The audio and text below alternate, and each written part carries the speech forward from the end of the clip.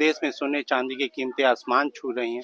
इस पूरे मामले पे हम व्यापारी से बात करते हैं।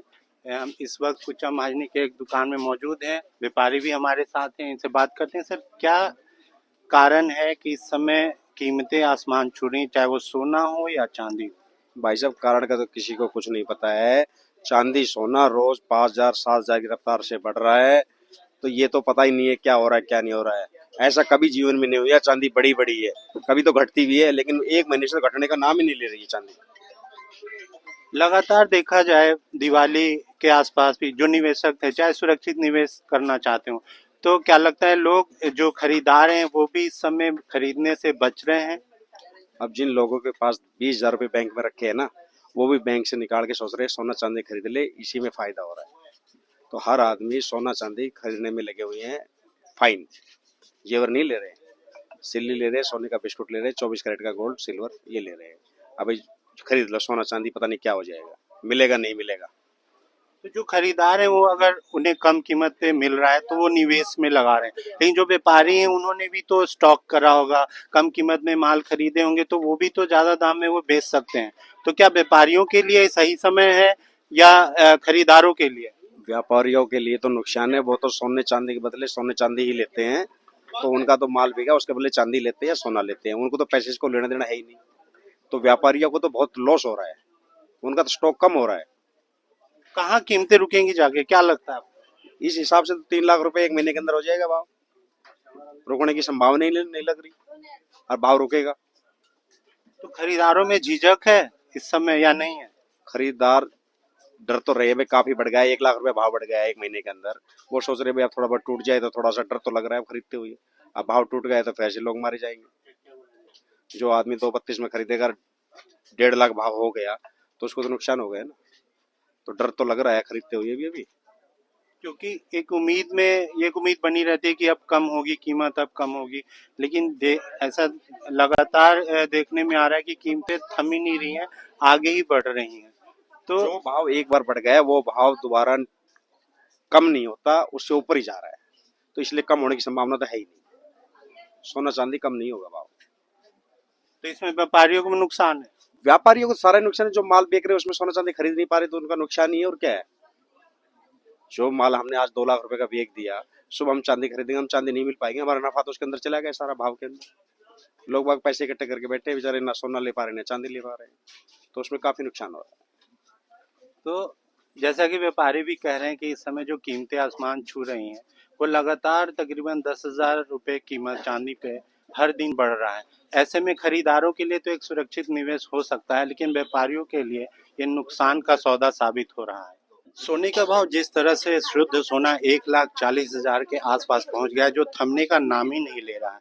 इस वक्त हम दिल्ली के चांदनी चौक में हैं और एक व्यापारी हमारे हैं सोने के, उनसे बातचीत करते हैं कि क्या स्थिरता अभी आएगी या और आसमान कीमतें छुएंगी सोने की। आइए बात करते हैं। सर, क्या लगता है कीमतें जो उथल पुथल मची हुई हैं, स्थिरता आने की संभावना है? इसके लिए कोई भी कुछ कम कह नहीं सकते कि कल क्या होगा, लेकिन अब बढ़ रहा है तो बढ़ने में बढ़ना ही लगता है, और मैं पॉजिटिव हूँ।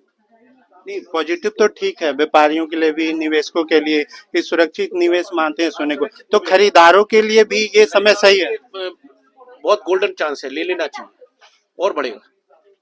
लेकिन देखा जाए तो जो कीमतें बढ़ रही हैं, चाहे वो आरबीआई हो, चाहे और भी देशों के, जो सोने सभी देश की गवर्नमेंट्स ले रही है सोना, तो कैसे नहीं बढ़ेगा सोना। हर आदमी हर गवर्नमेंट सोना ले रही है, प्रॉब्लम वहाँ है। अभी इंडिविजुअल से ज्यादा सोना गवर्नमेंट से ले रही है। स्टॉक करने की वजह से भी बढ़ रही है। स्टॉक पब्लिक से कोई फर्क नहीं पड़ा। जितनी भी सेंट्रल गवर्नमेंट्स हैं, ऐसे लगता है कि सब वो लोग सोना खरीद रहे हैं या फंड्स वाले खरीद रहे हैं। डॉलर से रुझान खत्म होकर के सोना खरीद रहे हैं, दैट्स वाई सोना बढ़ रहा है। जिस तरह से हम लगातार व्यापारियों से बात कर रहे हैं सोने चांदी की कीमतों को लेकर, ऐसे ही एक व्यापारी और हमारे साथ हैं, इनसे जानेंगे कि आखिर इसके पीछे की असली वजह क्या है। क्या लगता है, जिस तरह से सर्ज हो रहा है सोना चांदी, ठहराव आ ही नहीं रहा, तो व्यापारियों के लिए और निवेशकों के लिए क्या ये सही माहौल है खरीदारी का?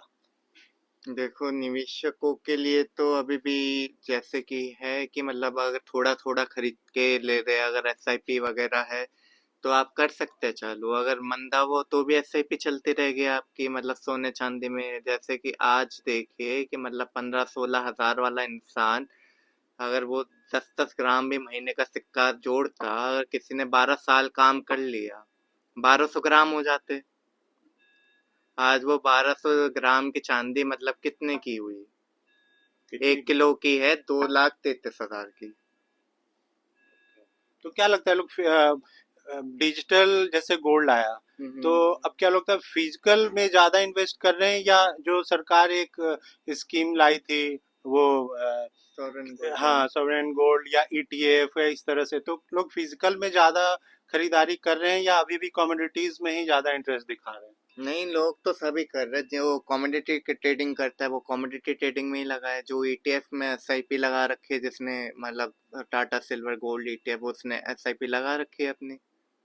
और जो हमारे पास जैसे कि अब तो शादियों वगैरह जरूरतमंद ही आएगा, अब तो खैर मिडिल क्लास तो आएगा ही नहीं, मतलब खरीदने के लिए ऐसा ज्वेलरी है, बर्तन वगैरह है, कहाँ से आएगा?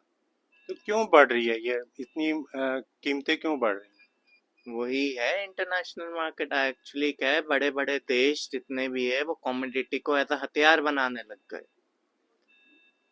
आप देखिए कि पेरू, पोलैंड, ये पोलैंड और मेक्सिको ये चांदी के बड़े भंडार है। अब जब से चाइना ने कहा है कि मैं 2026 से कि रिफाइंड चांदी पे ऐसा लाइसेंस बनाऊंगा, तब से देखिए कि कमोडिटी मार्केट में क्या हाल हो गया। तो कई कारण हैं। एक तो कई कारण हैं इसमें। जो बड़े बड़े देश है, जैसे कि आपके पास प्रीशियस मेटल है, जैसे कि अभी अभी टैरिफ के दौरान चाइना ने वो मतलब रेयर अर्थ मेटल को एज अ टूल यूज किया अमेरिका के खिलाफ, ताकि इनको रेयर अर्थ मेटल न मिले, और अमेरिका ने भी एज अ टूल टैरिफ का टूल यूज किया। अब बस वही कहानी चल रही है अभी भी।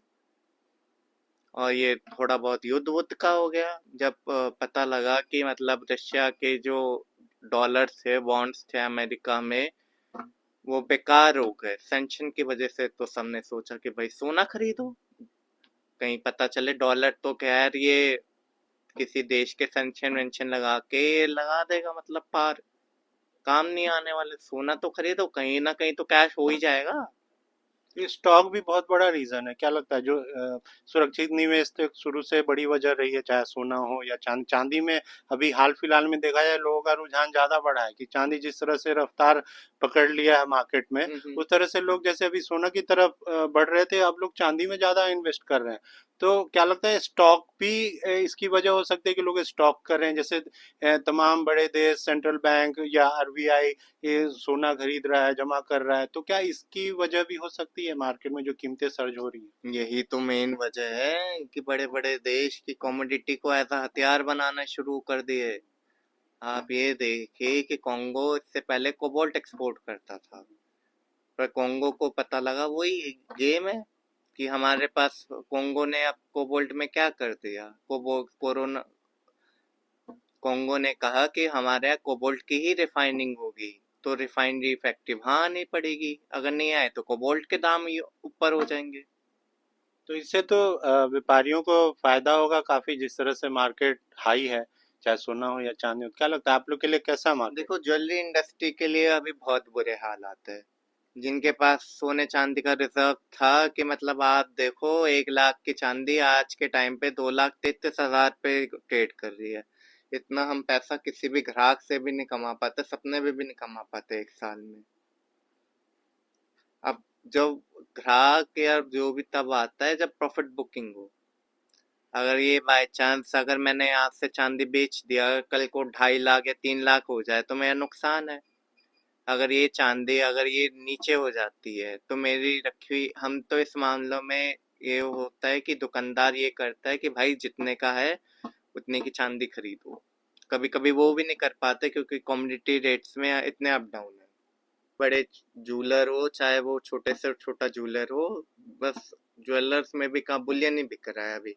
वो जो इन्वेस्ट करने के लिए आते हैं, जैसे कि आप 40-50 ग्राम सोना ले गए कि मतलब फैमिली के लिए, कि मतलब इन्वेस्ट कर दिया, 10 साल बाद अगर आपके घर में शादी है तो सोने के बदले सोना एक्सचेंज हो जाता है। अब जो नए कस्टमर आ रहे हैं हमारे पास, क्योंकि रेट इतने हो गए, अब सोने खरीदने के पैसे है नहीं, पैसे सबके पास लिमिटेड होता है, वो सोने के बदले सोना ले जाते हैं, और क्या करें। जैसा कि आपने सुना, मिश्रित प्रतिक्रिया व्यापारियों के बीच में। कुछ के लिए बेहतर विकल्प हो सकता है, लेकिन जो आम जो खरीदार हैं, वो सुरक्षित निवेश के चक्कर में इन चीज़ों में इन्वेस्ट कर रहे हैं, और शादी विवाह का मौसम भी होता है तो लोग निवेश करते हैं। तो कीमतें बढ़ने के कई कारण हैं और मिश्रित प्रतिक्रिया है। हालांकि उत्साह में ना खरीदारों में कमी देखने को मिल रही है, ना विक्रेताओं में इस बात को लेकर थोड़ी बहुत असमंजस हो सकती है, लेकिन किसी में वो माहौल उनके लिए बेहतर है तो किसी में उनके लिए बेहतर नहीं है।